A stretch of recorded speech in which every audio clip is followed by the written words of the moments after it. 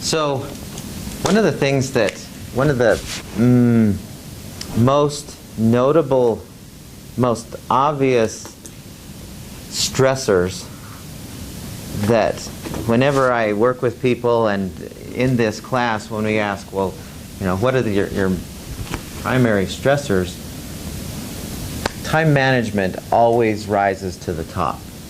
People saying, man, I don't feel like I'm in control of my time. So what does, let me ask you this, just to start our minds thinking, what does time management have to do with stress management? Big answer, or big question. We all have things we're supposed to do during the day: eat, sleep, work, homework, school. We fill the gaps too full with other stuff that are needless, or then it just puts too much stress on the other factors of I need to be here this time, and one gets shuffled, everything else just cascades.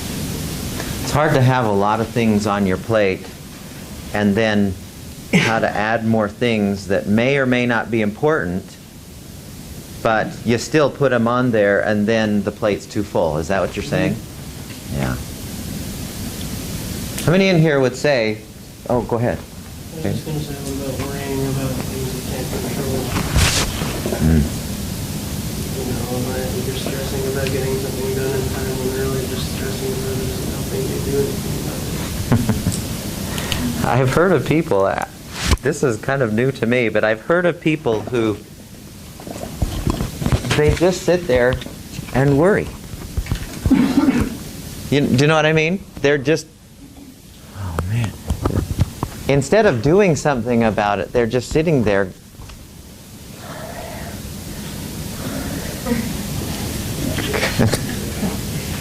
That just seems like the funniest thing of all time. to worry about something. Well, in my exploration of stress management over the many years I've been doing this, I have come upon quite a few really good time management programs or time management techniques, and most of them have really good merit. Most of them are very valuable. I'm going to show you at the end of today one simple one. It's not necessarily the very best one. It's a great one. I don't think there is a best one out there of time management. But what I want to play with today are some principles and some natural laws of behavior that can help us so that we have more sense of kind of what you were saying, is Caden, right? About the things that we can control versus the things we can't, and having a clear idea of those things, and then doing something about the things we can control. I want you to write down some of these things. I'm going to give you some natural, some definitions. I'd like you to write these down. So the first definition, is this coming across okay? The first definition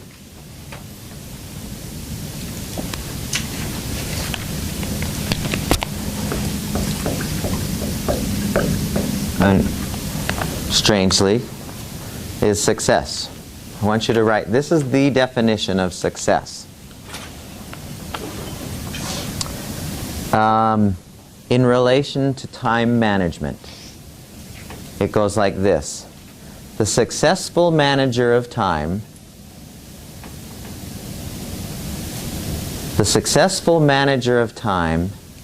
is willing to do, the successful manager of time is willing to do that which the unsuccessful manager of time is not willing to do.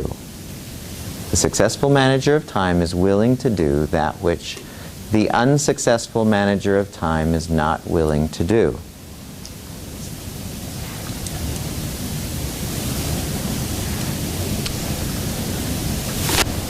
What is the essence of that statement?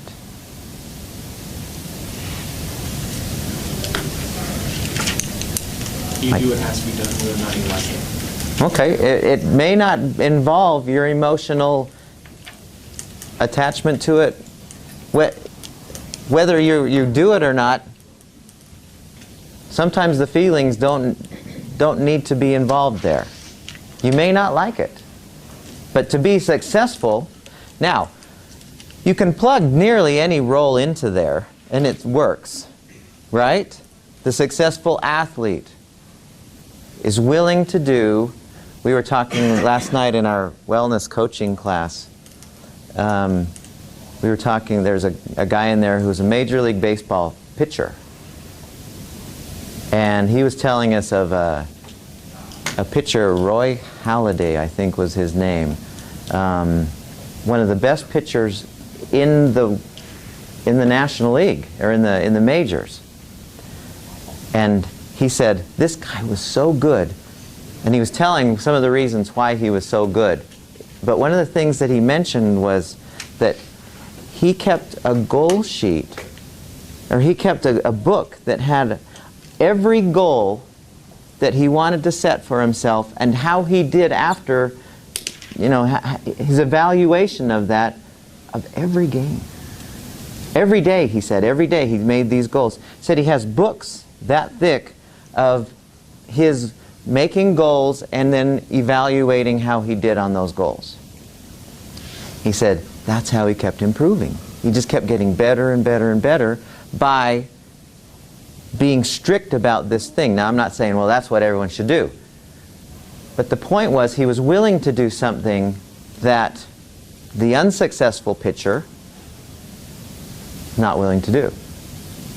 In the case of time management, if you want to gain control of your time, there are some things that you have to do in order to make that happen. We're going to explore what those are.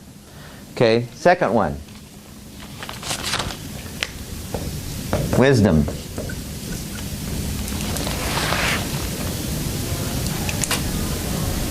Wisdom is knowledge rightly applied. Wisdom is knowledge rightly applied.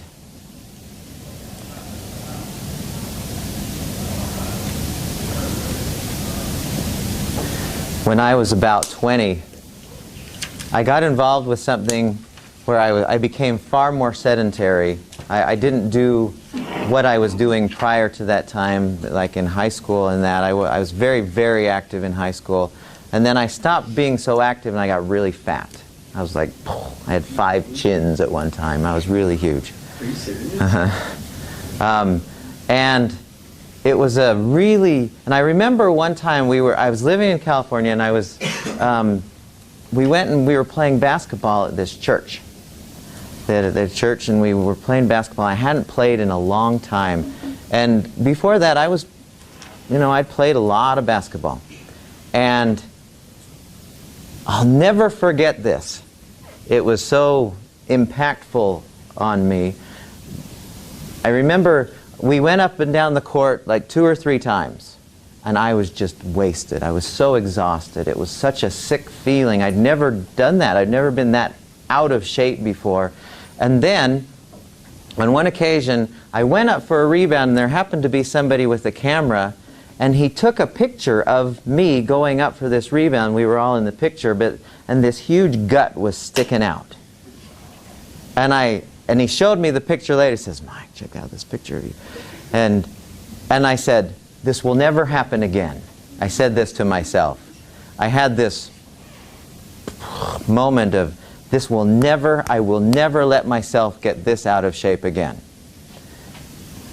And it was at that point, and that was 30 years ago, when I said, I'm going to learn everything I need to know to get back in shape. Okay? So I started reading books, and I didn't even realize that there was stuff to learn about nutrition. I didn't even, the idea of eating right had never occurred to me.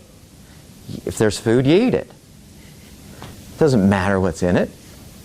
Because when you're an athlete, it doesn't matter a whole lot. You can it goes in and burn it up and you're good to go pretty much. Not really, but that's what we thought. And so I started learning all this stuff about how to, I read books. But what was it really that changed, that started changing me from 5 chins to less than 1, less than 2? And my gut going back in and all of those. What was it that changed that? Was it the stuff that I learned? It was applying it. It was applying the knowledge. It was applying the knowledge I had about, okay, here's some foods that maybe you shouldn't eat so much of. Here's the kind of exercise that will help you get rid of this thing that's sticking on you right now. And sure enough, you know, fell off. That was a kind of nice thing. But the idea here is we learn a lot of things in this class. You learn a lot of things. But knowledge is useless. It's absolutely useless. When it comes to your health and well-being, knowledge is worthless unless you apply it. And it's the same way with this time management stuff. You can, I know 4 or 5 ways to manage my time, and they're all a little different. Useless information until you actually put it into practice. Okay. Next definition. I want you to think for a second. Time. Since we're talking about time management, what is time? You tell me. What is time? Not what time is it, but what is time? You ever stop to think about that? Einstein did a lot. It hurts my brain when I read what he said about. What's time? Say that again. What do you mean?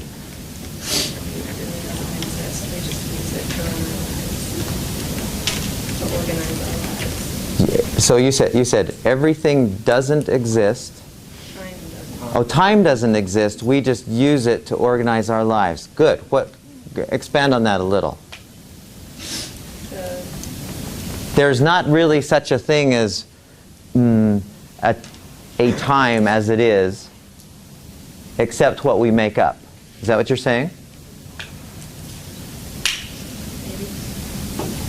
What do you think?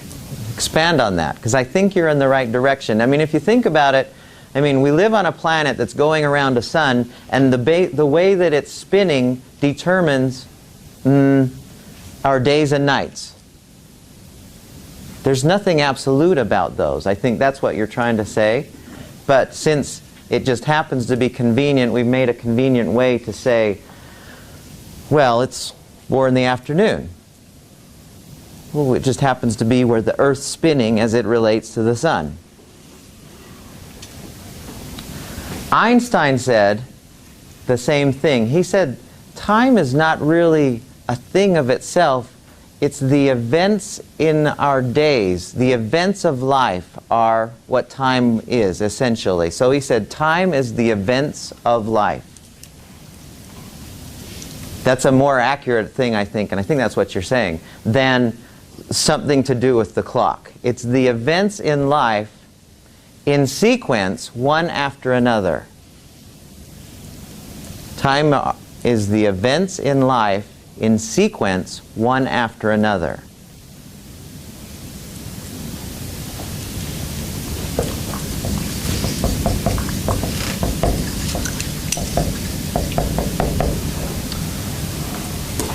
Okay. Management. Management is the art or manner of controlling. The art or manner of controlling.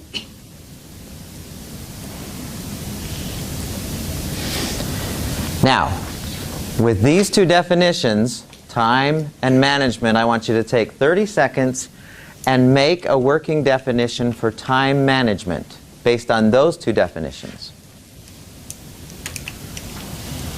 make a new line that says time management, and then combine those two to make a working definition of time management.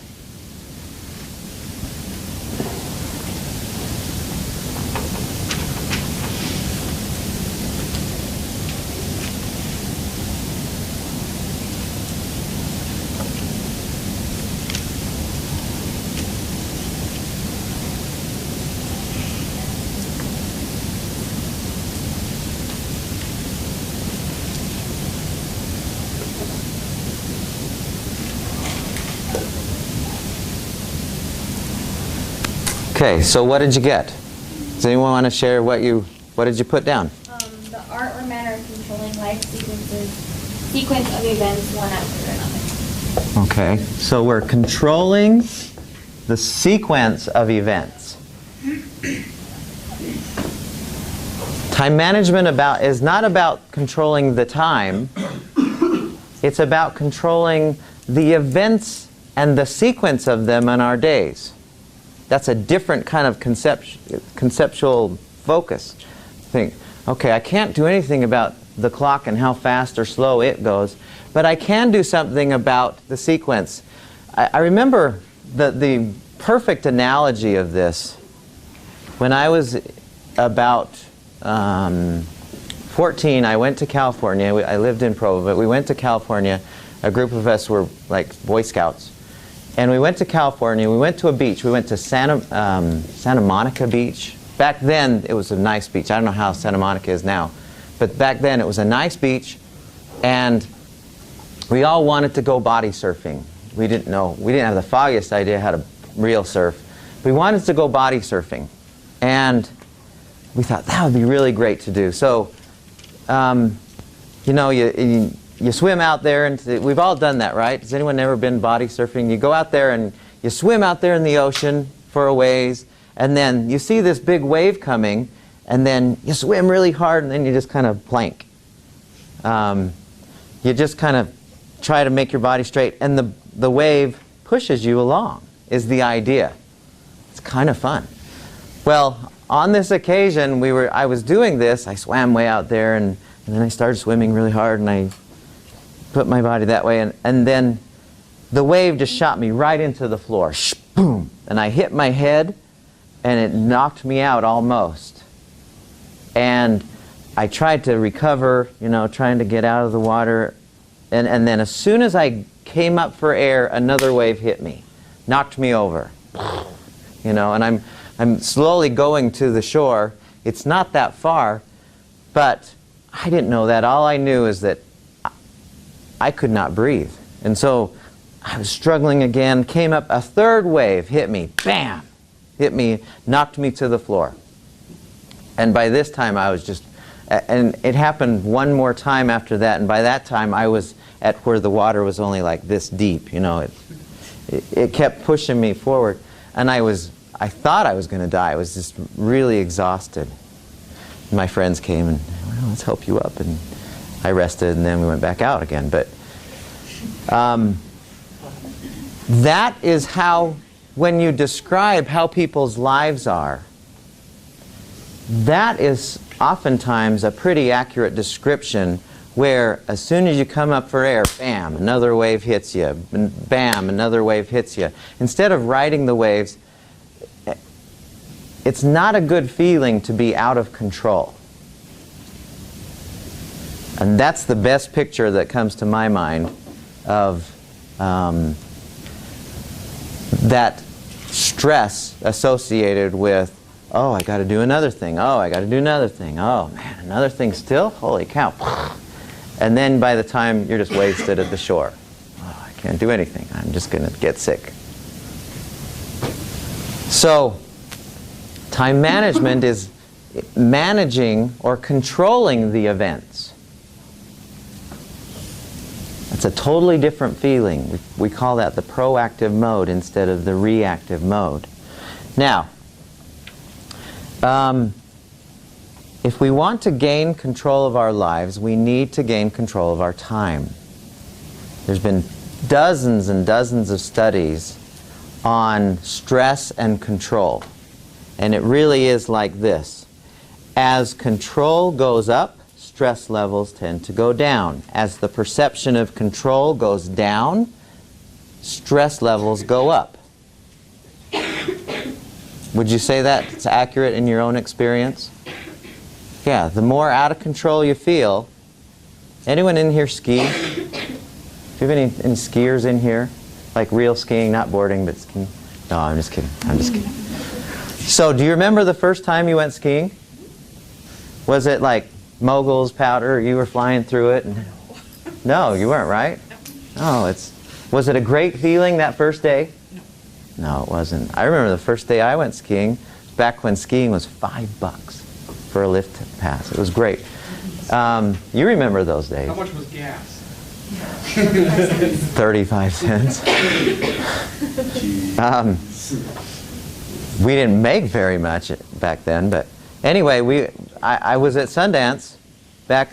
It was structured differently, and I remember getting off the lift, and we were on skis, and I mean, they didn't even have boards back then.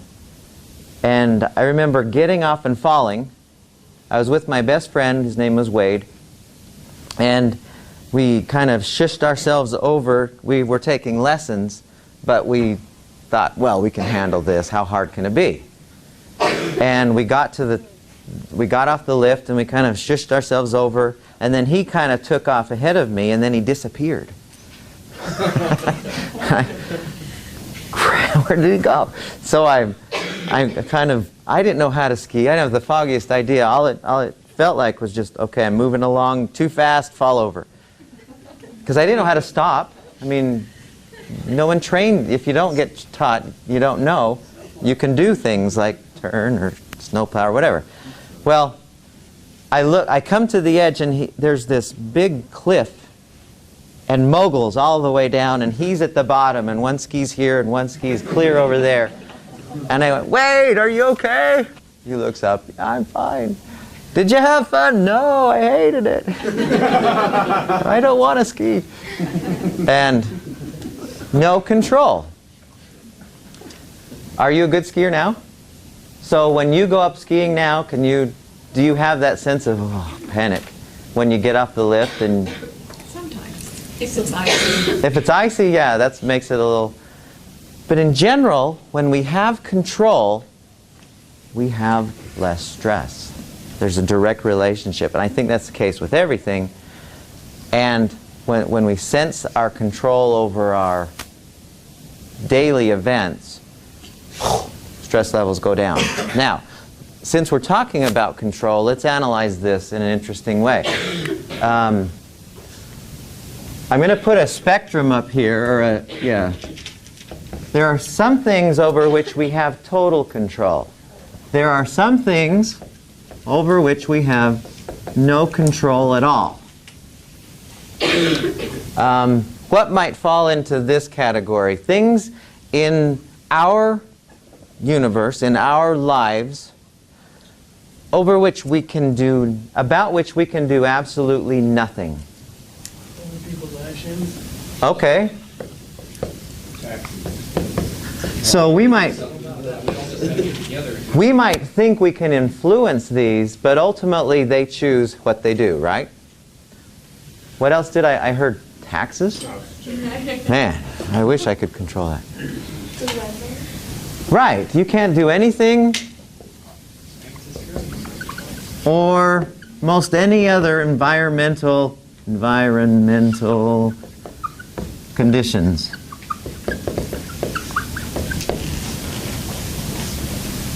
Can't do anything about that.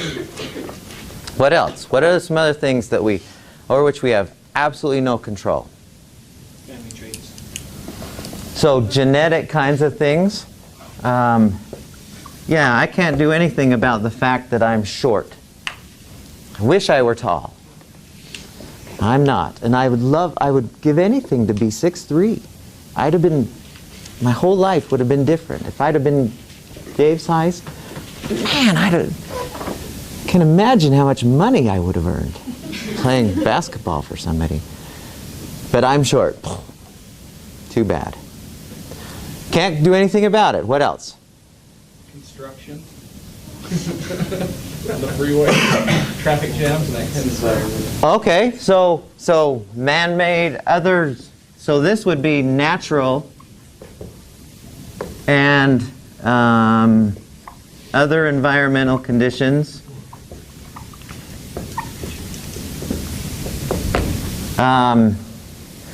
What is the appropriate response to things over which we have no control? Nothing you can do about it. Yeah, nothing you can do about it. The appropriate response is to accept it. At least if we want inner peace. We get so upset at stuff that we can't do anything about. We've talked about that plenty. Okay, the other side of this spectrum, total control, what might fall into this? My actions. Anything else? Yeah. My attitude. How you react. Emotions. My reactions. My thoughts. Me things, right? We ultimately control these things. We may not. All of us in here are enlightened. We get this. Most people, a lot of people, they don't understand that they're choosing how they feel about stuff and how they think about stuff and how they react to stuff. But we get it in here. Okay? Now, in between these, there's two more categories. There are things that things we can control, but think we can't.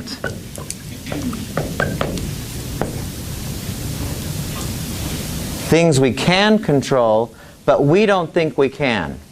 What might fall into this category? Weight. Okay, so How we look. That kind of stuff. my weight, my appearance. Attitude. Okay, so people might be over here, they might put this over here. Yeah, I can't help it that I'm angry at you. But we can, right? Okay, what else? How smart you are. Good, yeah. Intelligence.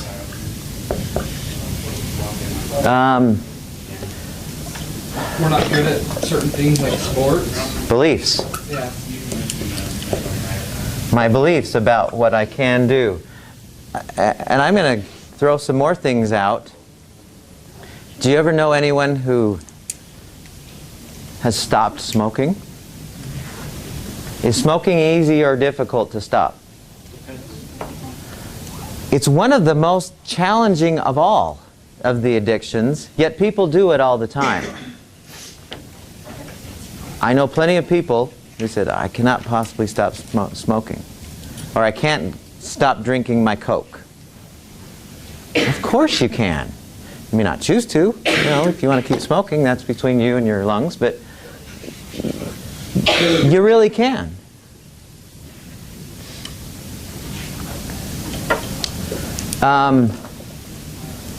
We all have, okay, I'm not going to go there. Are there things we think we can't?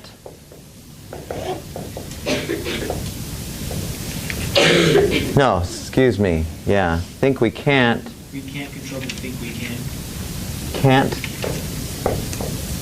Yes. Thank you. What would fall into this? I can think of pretty much only one thing.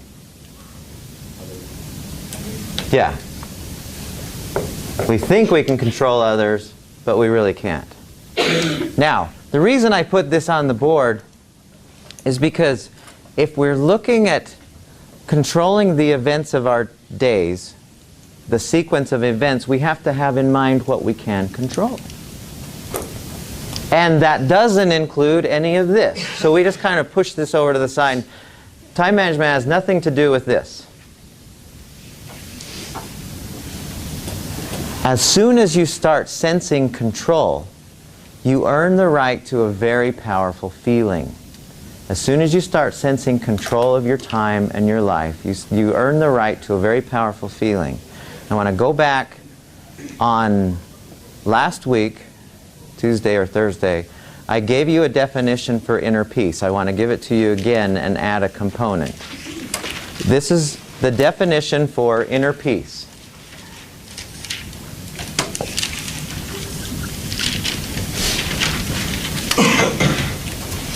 What did we say last time? Does anyone have access to that really fast?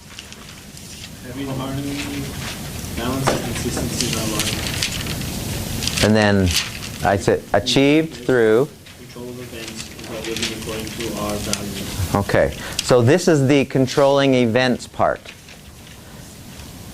Inner peace is having harmony, balance, and consistency in our lives. We achieve it through living according to our values and controlling our time.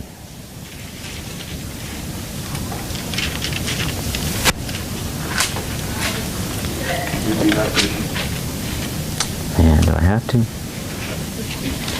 Inner peace is having harmony, balance, and consistency in our lives. We achieve it through the appropriate control of events, in other words, managing our time, and living according to our highest principles, our highest values. Having harmony, balance, and consistency in our lives achieved through appropriate control of events and living according to our highest principles. So today we're talking about controlling events. What we're really after is inner peace. Whether that comes from successfully accomplishing things, or, you know, if you're a surfer, and Bobby, do you surf? Yeah. So when you're surfing and you're up on the wave, not getting shoved down into the floor, and you're on the wave, and I don't even know how you stand when you surf. You're just, when you're surfing and you're in control, how does that feel? It's a great feeling, isn't it? And nobody can take that from you when you're in control. No matter what the environment points at you, you're in control if you're handling the events of your life. A lot of the times, we have these beliefs that keep us from going after and doing the things that because we think, oh, I can't possibly do that. I like the story of the circus elephants.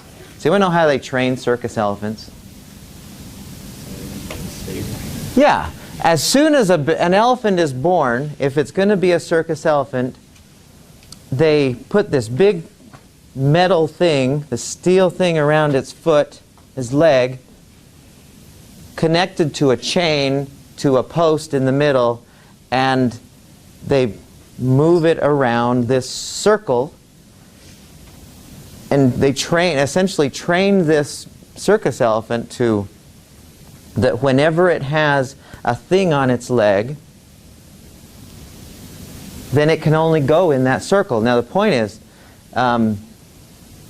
it usually takes no more than 4 to 6 weeks, and after 4 to 6 weeks, if this elephant ever has anything on his leg, it doesn't matter if it was a flimsy rope or a chain or practically nothing, if it thinks it has connected that when that chain's on its leg, that's all it can do. It has what we call what's the word for it? I forgot the name of it. I just had it for a second. But essentially, we create limiting beliefs for ourselves. No, it's called premature cognitive commitment. That's what it is. A premature cognitive commitment. In other words, we say in our minds, this is all I can do. Well, that's not true. We're infinitely capable. But we still say, oh, I can't do it. It's too big. Too much. You can do it.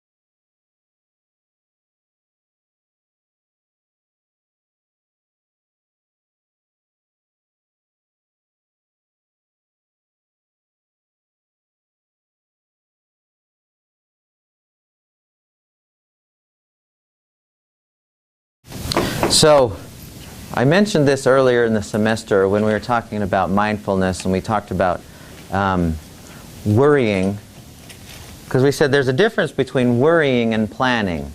And I said planning is bringing future moments into the present so appropriate control can be applied. That's that first line there. Stephen Covey, who wrote 7 Habits and probably has done as much for people's productivity as anybody else, said, spending the most valuable thing we can do to positively impact our days is to spend 10 to 15 minutes planning it. You know, and the question that we could ask ourselves is, how frequently do I spend planning what's coming up? Now, the other component of this, and this is something that I pretty much, it occurred to me, ultimately we always do exactly what we want to do. Somebody in here, I don't know if it was you or somebody else, said, well, we have to do these things and we have to do these things. Well, you don't have to do anything. I remember on one occasion my brother lived in Salt Lake, and he called me up and says, Mike, will you come and help me clean my garage? We really need some help cleaning my garage. I said, sorry, I have too many things to do. I just can't come help you. That was what I said. I can't come help you. I'm too busy. About 2 weeks later, he called me up, Mike, we're going biking up now over Sundance. Do you want to come? I had the same amount of stuff to do. Oh yeah, I'll come down. I'll be right down. Dropped everything. The same amount. And it occurred to me as I was driving home from there, and we had a great time. I always do exactly what I want to do. And it's never otherwise. Now, I know that if I have a job and not being there, there are consequences. But nobody's holding a gun to your head saying, you got to be at this class right now. You got to be at this job right now. That's never the case for us. We always have freedom to choose everything that we do in our days. There are no have-tos. They are all choose-tos. Does that make sense? As soon as you start thinking that, wow, I'm choosing to go to class right now. You can also go, well, if I'm choosing to go to class, maybe I should choose something else that would be better for me. Not this class, but some other class that you have that you would. But get that in your heads. Every moment of your day, you're choosing not having to be there. There's no exceptions to that. In our culture, it's all that way. Now, if that's the case, then here's a very simple model or simple method that, and I've used this off and on for, I learned this when I was about 25, and actually this is really close to, I don't know if you remember, it's still a viable company, but they're not as strong as they used to be, was the Franklin Covey Time Management Company. Yeah, this came from one of the executives there who would teach it to companies. This is what he would teach to the companies there. I liked it so much that I just adopted it for myself. And it still works every time I try it. I'm going to fly through this just a little bit because it's in your book also, and you're going to get to do this. I'm going to give you an assignment at the end, but I want to make sure I get this all in. But the way that I would do this, when I'm planning, and now I do everything myself, I do digitally. I have, I just use Gmail or the calendar that they have and fill up my calendar that way. I don't have a planner anymore like I used to, but I still, through all the technology that is available, I do the same thing essentially. But whenever we do our planning, the first thing we should do in this process, we are asking ourselves these two questions: what are my highest priorities? In other words, what do I value most? And what can I do about them? Those are the questions we should have, rather than what do I have to do today? we should ask instead, what are my highest priorities? What do I value most? What can I do about those today? You've all seen the story or the analogy of the jar with the rocks, right? Has anyone not seen that before? Does anyone have no idea what I'm talking about? So, really? So they have this, I'll just paint this picture for you really fast, but you have this jar, and let's say I had a whole bunch of different sized rocks, and I bring over some rocks and I put it in the jar. I fill the jar up with these really big rocks. Okay? And I'd ask, is the jar full? No? Rocks are up to there. Right? But what else do we know? If I take smaller rocks, I can put those in there as well. I could take sand, put that in there as well, fill it up. I could take water and fill it up also. Now, what's the point of that? And it's not, you can always do more stuff. What? I was going to say, like, you really remember, like, the most important things first and everything else will happen. Yeah, what if I instead filled my thing with sand? How many of those big rocks could I put in then? Not any. Now, if we fill our days with the equivalent of sand, in other words, the not very important things, those most important things never make it in there. Do you follow me? But if we put the most important things in there first, we can add those other things, but we're doing the things that are most important to us on a regular basis. Okay? So the way we do this, first of all, we take, it says cross out the non-discretionary times, and so what that means essentially is when we have to work, we can't do anything else. When we're in class, we can't do anything else, so we kind of schedule those. When we have meetings with people, we stick those on our calendar. Duh. You know, that's kind of an obvious thing. Then we consider our roles. Now the reason why I like this is because when most people do their time management, pretty much what do? To-do list, right? I'm going to stick everything I got to do. And then what do you usually do when you see your to-do list? You stop looking at it? Yeah, you just get a headache, right? What did you say? I heard somebody else. You get stressed. What? You get stressed. Okay. As you're looking at those, though, what do you naturally gravitate to? Yeah. And it may not be the most important ones. Frequently, it's the easiest one. Man, I just can't do that. I can't handle the book review, so I'm gonna check Facebook. So, the way this starts is we look at our roles. In other words, we see, okay, in my life, I've chosen to be a dad. I've chosen to be a father. I've chosen to be a teacher. I've chosen to be a coach. I've chosen to be an athlete. I've chosen to be all of these things. And that's the most important things. And so it says in phase 3, we ask, in each of those roles, is there something I can do about those? This is different than a checklist because these are the big rocks. You know, and so, for example, let's say I'm making this list of things, and as a dad, one of my roles is a dad, and I think, well, you know, I haven't spent any time lately with my youngest son, so we're going to go jump on the trampoline. I'm just going to go out and spend some time on the tramp with my son. Now, in a normal checklist, that would never make it. I'm not going to jump on a tramp. I got to study for a test. But my relationship with my son is so important to me. It's part of my, you know, it's important for that role.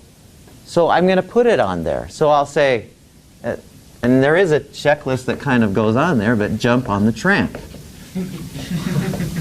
with Ben. Okay? Those are the big rocks. Okay? So we go through each of our roles and we ask ourselves, what can I do in this role today that would significantly add value to that role? Some days there might not be anything at all. Other days there might be several things.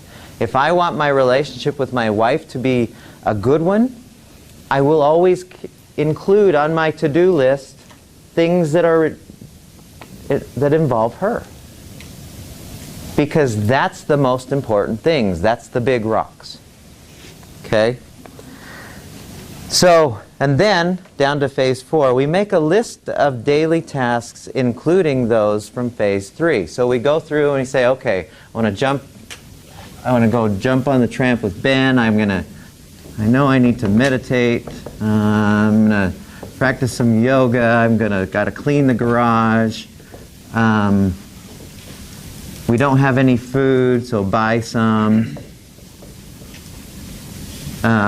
Let's say that, and we just unload on the paper everything that we can think of that we need to do, both in relation to our roles, well, almost entirely in relation to our roles, but other things that come to our head. Oh yeah, I got to find a book finally, or I got to open the book for the book review that's due in 2 weeks. Oh yeah, I should do something. I should read the preface or something at least. So.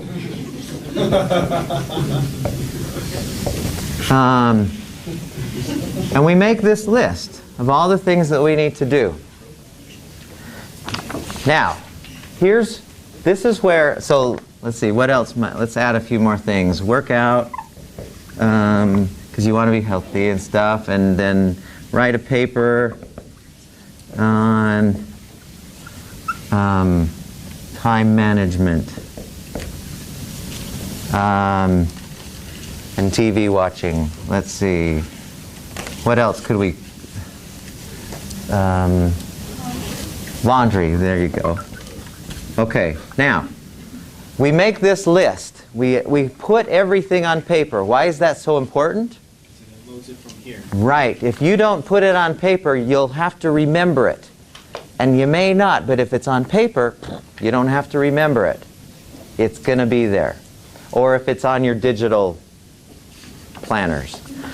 Now, the next thing, and this is where it turns from the to-do list to the I'm doing what's most important to me. Is there a rule on what to do if you forgot to write something really important down and it comes up while you're doing your list and stuff?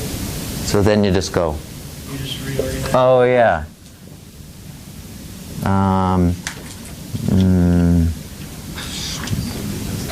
Big thing. Okay, the big thing shows up. No, hold on to that idea because that's a really important. It's a really important question. So hold on just a second. So we go. So here's what we do at phase 5. We go through each of these items and we give them a level of importance to us. We give them a letter. Okay?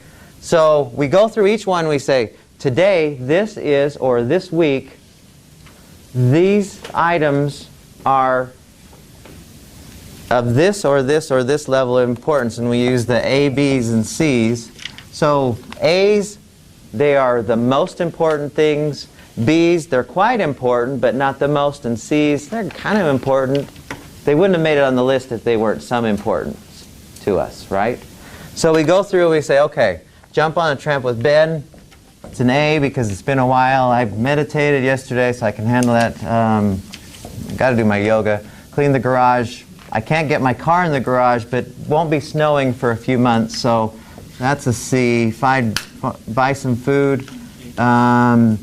We've got a little bit in there. Read the preface, good call. Workout. That's always gets an A. Write a paper.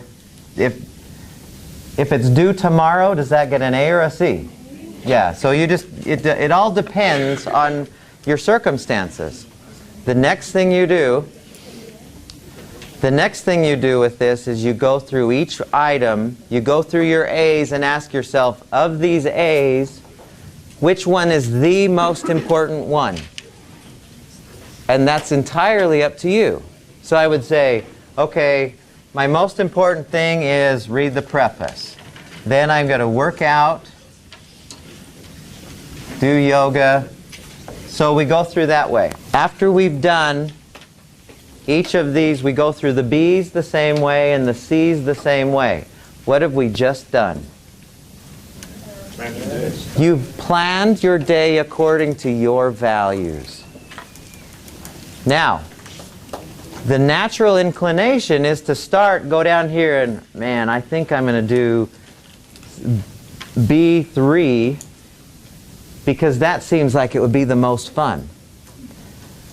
If you want to stay on top of the wave, you start with A1. And then you go to A2. And if something pops in that is now an A1, then you do that. I mean, there's flexibility built into this. But I want you to, there's one sentence that I want you to write this down. It is so important. This is called character. It says, character is the ability to carry out a worthy decision after the emotion of making the decision has passed. So when you're in your day and something that's not an A1 or an A2 pops in and you have a choice point and somebody says, hey, we're going to go watch the football game on TV. It's a Sunday and you're going to go watch the football game on TV. Do you want to come? And you're at A2. Character says, you say, no, I'm going to get my A2 done. That is how you start riding the waves instead of getting slammed into the ground. And I know some of you already have this or that time management program. It's okay. I want you to test this one out just to see if it's useful or not. Okay? It's not the only one.